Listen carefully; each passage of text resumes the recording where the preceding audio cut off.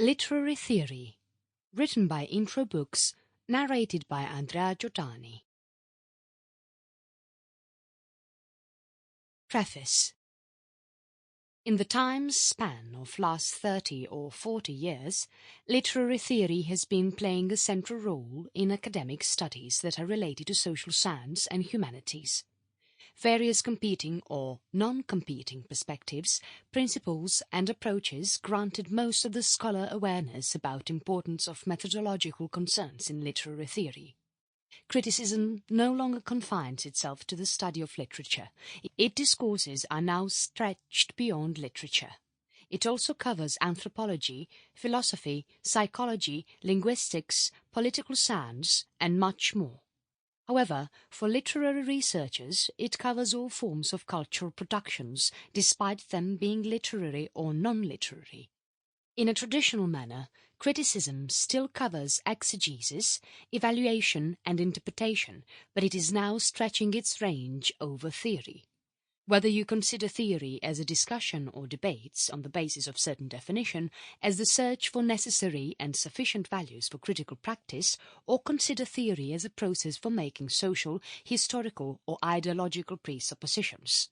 No matter which option you choose, it will be hard to figure out a clear boundary between theory and criticism.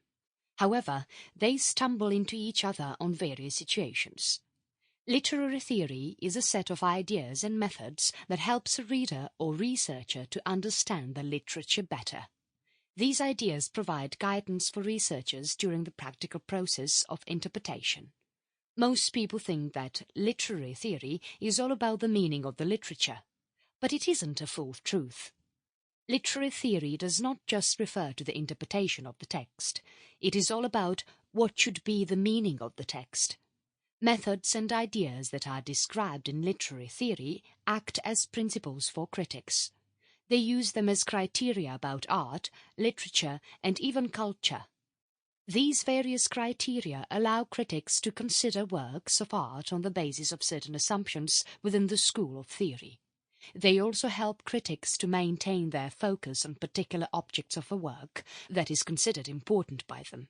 For instance, consider a critic that is working on certain Marxist theories. He will try to focus on the interaction made by various characters in the story on the basis of their economical condition. And consider another critic that is working with post-colonial theories. It is certain that he will use same assumptions as the first critic. But it is well known how colonial powers treat characters from India, Africa, Caribbean, and other... Sample complete. Ready to continue?